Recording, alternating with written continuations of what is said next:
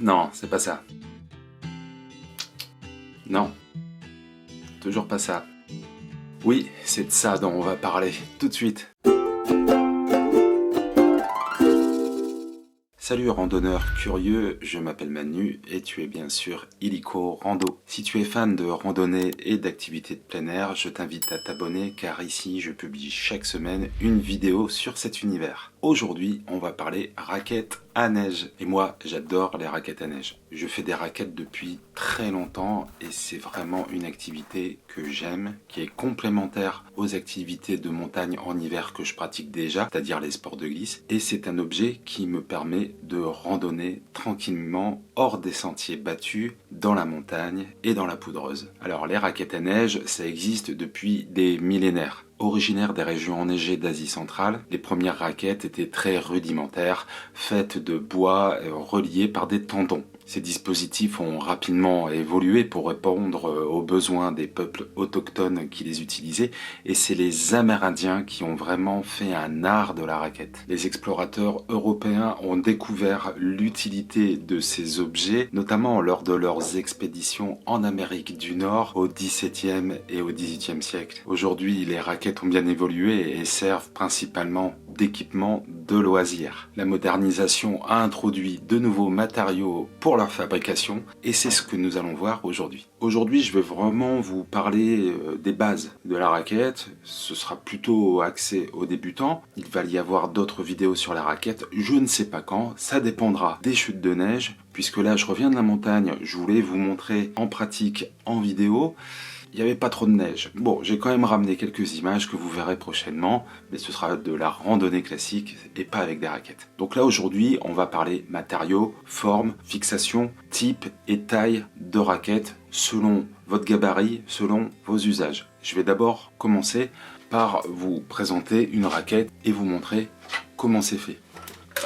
Alors ça, ce sont mes raquettes perso, celles que j'utilise tout le temps. C'est pas vraiment le type de raquette idéal pour débuter, mais la plupart des raquettes auront cette forme et tous les petits accessoires qui sont sur celle-ci. Tu pourras pas te tromper. Commençons par le tamis. Le tamis, c'est le fond de la raquette. C'est là où tu vas poser ton pied. C'est cette partie qui sera utile à la flottaison. Et oui, on parle de flottaison. C'est cette partie qui t'empêchera de t'enfoncer dans la neige. Donc tu l'auras compris, plus c'est large et plus c'est grand, moins ça s'enfoncera. Mais c'est plus complexe que ça, on en parle après. Puis vient le cadre. C'est la structure qui va permettre de dérouler ton pas. Il peut être de plusieurs matières différentes, en plastique, en métal, aluminium, carbone. Ici, les fixations, c'est ce qui va permettre à ton pied d'avancer et de rester collé au tamis et au cadre. Il existe plusieurs systèmes de fixation différents. Ici, on a un mix, c'est un peu hybride là. On est sur de la crémaillère et de la lanière. Il y en aura avec uniquement des lanières. Et dernièrement, on trouve le système BOA qui se généralise de plus en plus. Le système BOA, c'est une molette que l'on trouve déjà sur les bottes de snowboard par exemple, qui permet via un câble que l'on va serrer de bien fixer ton pied. Le BOA avec des gants, c'est top. Par contre, au niveau du prix, du budget de vos raquettes, ça va vite se ressentir. Je te mets en garde sur les fixations, tu vas trouver différentes largeurs. Si tu comptes faire des sorties avec ton snowboard sur le dos, assure-toi que les boots puissent rentrer dans tes fixations. Pour fixer ton pied, c'est simple, tu viens embuter au fond de la coque. Tu t'assures bien que ton talon soit serré au niveau de la sangle pour que lorsque tu lèves le talon, la sangle suive ton pied. Ensuite, on passe à la partie Freddy Krueger. Des pointes, des griffes, des couteaux. C'est cette partie-là qui va déterminer la traction de ta raquette. Plus les griffes, les couteaux seront proéminents, plus il y en aura, plus tu auras de traction. Et avoir une forte traction, ce ne sera pas forcément utile pour toi en tant que débutant si tu vas sur des sentiers balisés sans trop de dénivelé. Les couteaux et les griffes sont vraiment utiles lorsque tu vas dans des terrains accidentés avec beaucoup de dénivelé. Et pour finir, on trouve sur la quasi-totalité des modèles ce qu'on l'on appelle une cale. Alors, je t'explique comment fonctionne la cale. Lorsque tu marches sur du plat, ton pied fait ça. Dès que tu es en montée, ton pied fait ça et là il va faire un mouvement beaucoup plus ample et beaucoup plus fatigant.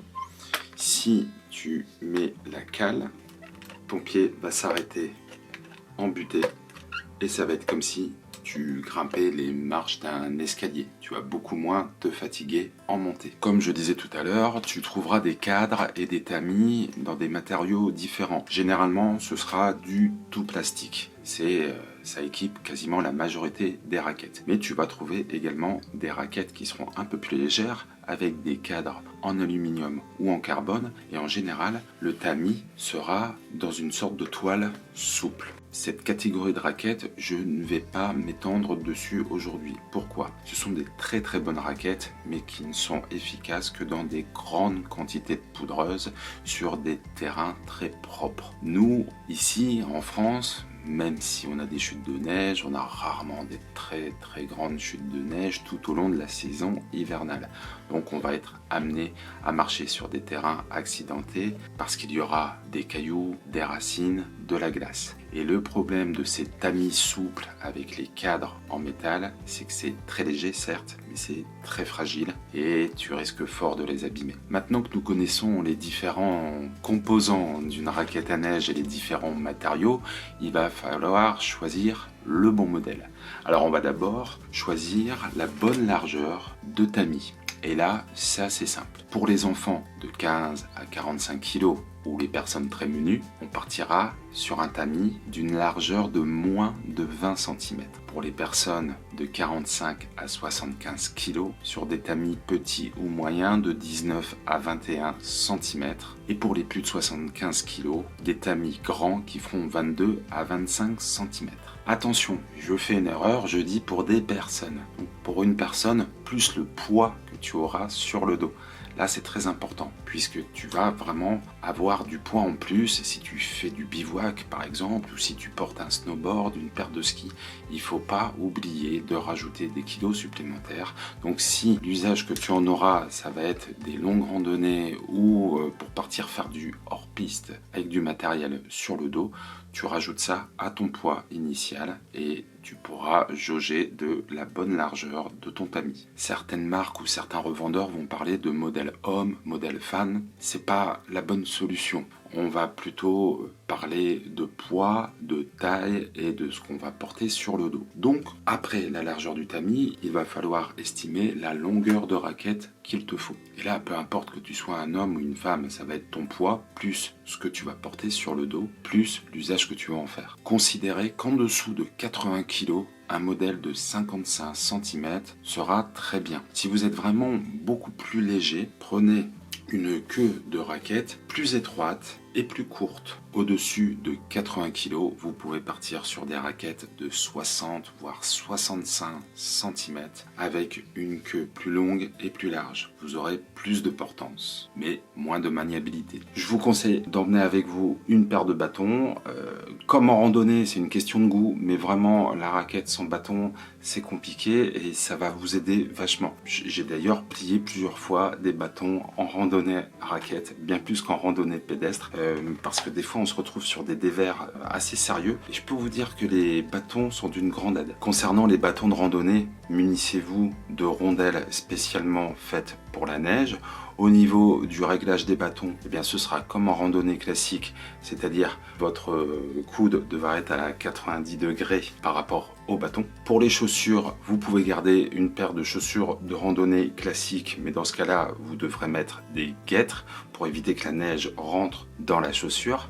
Vous pouvez également prendre des bottes de montagne qui, elles, seront imperméables et bien chaudes. Et si vous partez à l'aventure en dehors des sentiers, en dehors des stations du moins, il y a quelque chose de très important. On pense que les avalanches, ça ne touche que ceux qui font du ski et du snowboard en hors-piste ou les alpinistes. Eh bien non, il y a toujours un risque pour tous les utilisateurs de la montagne enneigée. Dès qu'il y a une pente enneigée, il y a un risque. Donc, quand vous louerez vos raquettes, vous pouvez également louer un DVA.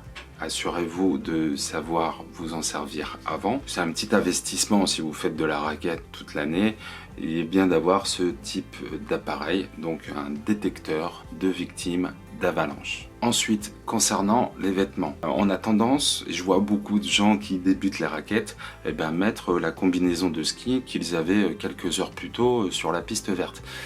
C'est pas la meilleure des solutions.